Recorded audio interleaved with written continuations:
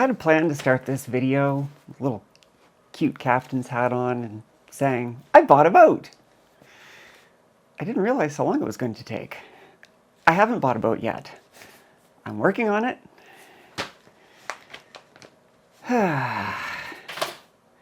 So as some of you guessed, that's what's been keeping me distracted for the last little bit. Oh, you need to come console me, Mr. Lynx?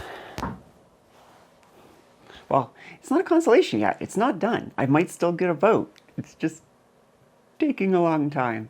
So I've debated not putting this up because I know the majority of you are here for the battery build. In this video, if that's what you're here for, there won't be any battery building. So if you're not interested in anything that's not battery build related, you might want to skip to the next video. Still here? Welcome. Let me tell you a bit about the boat I am trying to buy.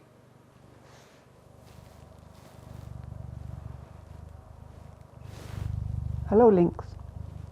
One of the things this channel has sort of turned into is showing everything involved with a big project. Obviously, principally around building batteries and a power system. But I want to carry this through into the boat itself. This boat, this channel will be transitioning over the next, hopefully, 6 months into a boat building channel. More specifically, converting a diesel-powered sailboat to an electric-powered boat. So hopefully some of you will still be interested. I want to carry forward the idea of showing everything, not just the things that succeed. So even though I haven't bought the boat yet, and I may not buy the boat depending on what happens in the next few days, I hope it's sorted out in the next few days. I saw the boat on Monday, and I thought it would have been sorted out by Wednesday. How foolish and naive I was. So I want to walk through the process of buying a boat. I want to talk about why I selected the boat I did. I wanted to talk about some of the things you have to keep in mind and consider if you're considering buying a boat to convert to electric as well. There's so much I've had to learn in this process. I don't really want to just keep it to myself. I want to share it. So as with everything with the battery and the power system, I'm not going to tell you how to do it. I'm telling you how I'm doing it and what I've learned along the way. So instead of just being a talking head video, how about I explain all of this with a time lapse of me driving from Kitchener, Ontario, Canada to Graysonville, Maryland in the United States of America. One of the first things you learn about sailboats is that everything is a compromise. And so there is no such thing as the perfect boat. There's a perfect boat for you and your needs, but to find it, you first have to know what are your needs. What can you live with and what can you live without? In my case, I needed a boat that could take me across oceans. And it's large enough that I can live in it without going completely crazy. It needs to be able to weather storms and have sufficient storage for water, provisions, and whatnot. But at the same time, it needs to be small enough that I can sail it alone and light enough to be powered by an electric motor. I wanted something good for cold weather and something that could point well into the wind. These are seemingly contradictory requirements. So I was looking for a pretty specific boat. And after looking for a while, the closest I could find that ticked all of my boxes was the C&C Landfall 38. The C&Cs were known for being really capable racing boats, and the Landfall variant was designed for the charter trades. It was meant for people to rent who had maybe some or little experience. They were designed to be durable. It had a 30 horsepower Yanmar diesel, which I'll be able to replace nicely by a roughly 25 horsepower equivalent Torqeedo Cruise 12 electric pod motor. Its longer fin keel gives me decent stability in bad weather, but still lets me point well into the wind. It has a really unique bulkhead that separates the main cabin from the nav station, companionway, and pilot berth, which would be really good for helping to keep the heat in on cold passages. It's kind of a funny little boat, but it ticks all of my boxes. So I spent over a year trying to figure out that this was the boat for me, and then I spent the last few months trying to find one in a good condition. The C&C Landfalls are a cruiser variant of the racer boats, as I mentioned, and as such, they were one of the earliest boats to use a chord hull and deck design. What that means is that there's an outer layer of fiberglass with a filler layer of edge-grained balsa wood and then an inner layer of fiberglass. This allowed it to be relatively thick but light, but it has the downside that if anything punctures the hull and water gets into it, it can rot the hull out. Similarly, if a boat was always on the dock with a fender always rubbing against the same place, it could cause the fiberglass to delaminate from the core. Either of these problems, they can kind of be the end of a boat. So I've been looking for a fiberglass boat that was not punctured, was not damaged, its core and its hull was in good shape, and that's kind of hard to find in a boat that's 40 years old. Two boats came up that met these requirements. One was in Maine and one was in Maryland. Over the holidays, I was preparing an offer on the one in Maine, as it was closer to me, but it went pending sale. So I moved on to put an offer in on the one in Maryland, and it was accepted. Like buying a house, the offer to purchase was conditional. When the seller accepted my offer, I was then allowed to hire a surveyor, sort of like a home inspector, to inspect the boat and see that it was in the condition that it was advertised as. This involved hauling it out of the water to have it carefully inspected and then put back in the water for a sea trial. You'll see the videos and pictures of this shortly. I was responsible for paying for all of this, and it's really tempting to skip this to save money. Please, if you're thinking of buying a boat, don't do that. I found in this boat that I am trying to buy fairly significant issues with the engine and with the rigging, the wires and the lines that secure the mast and whatnot. Though I plan to replace the diesel engine with an electric, I still need it to work long enough to make the fairly long voyage from Maryland back to Ontario. And the surveyor found this might not work, it might not happen. Similarly, the mast step, which is where the mast sits at the bottom of the boat, it had a few problems, as with some of the rigging. I wasn't sure if it was going to make it home. That said, the hull and the deck are in great shape, the things I care the most about. So this is a good boat for me, but to get it home, I can't safely sail it like I wanted to. I'll have to truck it home. And this is where the problems start to arise. With the survey report in hand, including the list of deficiencies, I made a new offer to purchase at a lower price on Thursday. As of this time, I still haven't heard back from the seller. I love this boat, I want this boat, but it has to make sense. The trick is that when I originally made the offer on this boat, I thought I was going to be able to sail it home from Maryland back to Lake Ontario, which would have been quite a long trip and would have been a fantastic opportunity to learn how to sail. I then also hope to have the summer to sail around Lake Ontario and continue to develop my skills. If I take this boat as she lay, I'm not going to be able to do that. The engine is not reliable, and it doesn't make a lot of sense to spend money to fix something that I plan to replace with an electric motor soon. So, given this, I made an offer that's about 75% of what the original offer was.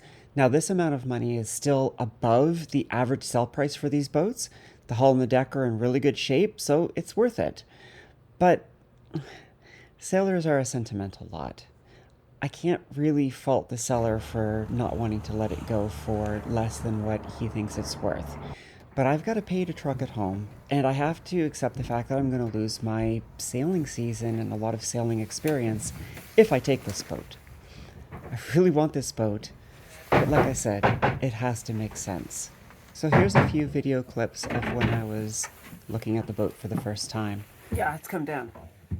Oh good, now we can see the keel bolts. When the diesel was first started for the first time, the stuffing box started to leak, and a lot of water came in and the bilge started to fill up. The bilge pump didn't kick in automatically, but once we started it manually, it was fine. You want to check the bilge to make sure that the keel bolts are not rotted out or rusted out or coming apart. You want to check to make sure that nothing underneath looks particularly rotted. And in this boat, it looks pretty good.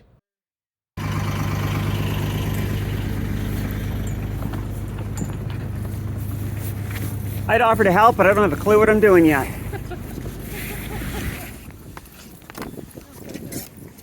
Here we were trying to motor out of the slip and go over to the travel lift to get put up on the hard to have the bottom cleaned and to be able to do the hard stand inspection. I figure he knows what he's doing, so I'm not going to stress. However, the engine kept stalling.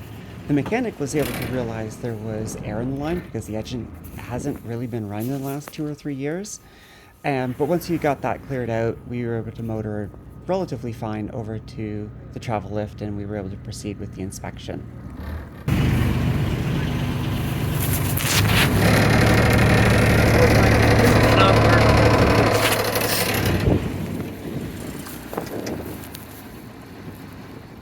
Oh, come on.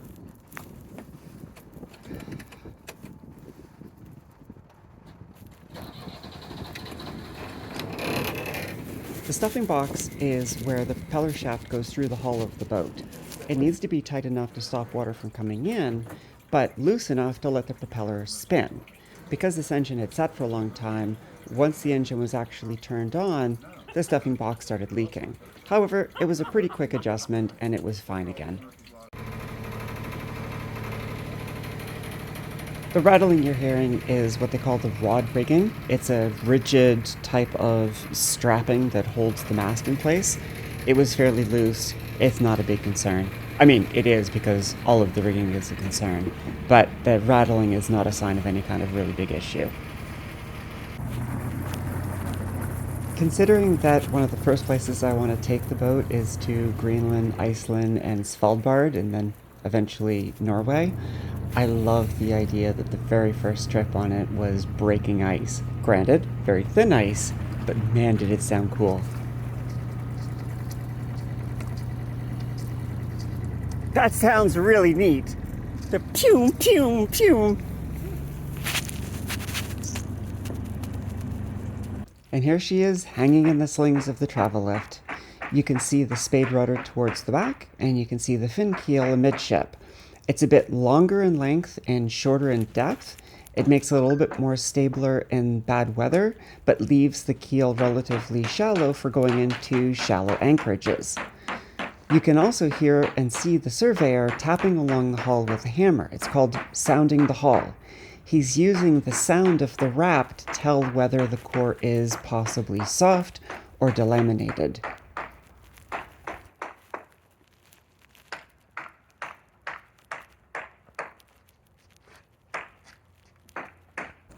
And off we go for the sea trial. I didn't take any video while we were actually out. I was too caught up in the moment and really quite enjoying it.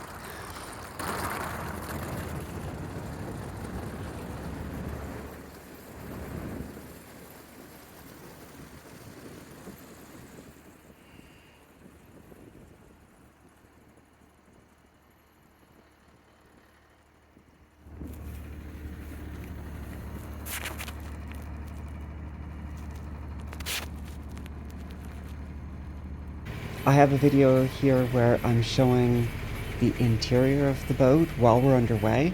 The alarm you're hearing, I didn't know this at the time, was simply the depth sounder saying we were in shallow water. It wasn't a problem.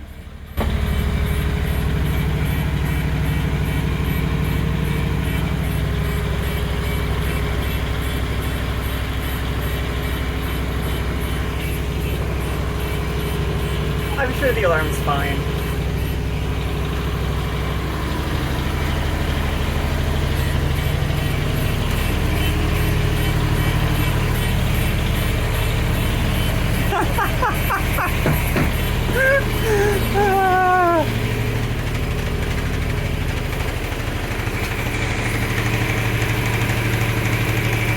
It needs some cleaning.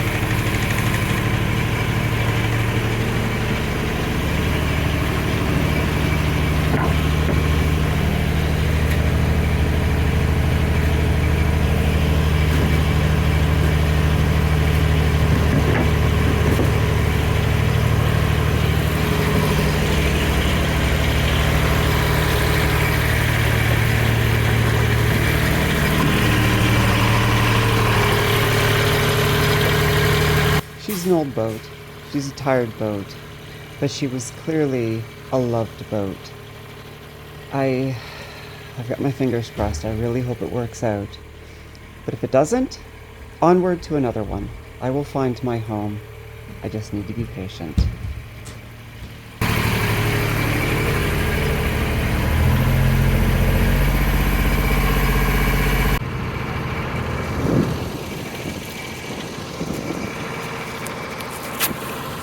I'm the Digital Mermaid. Hopefully in the next video, I'll have a boat. And if not, so be it. I'll see you next time.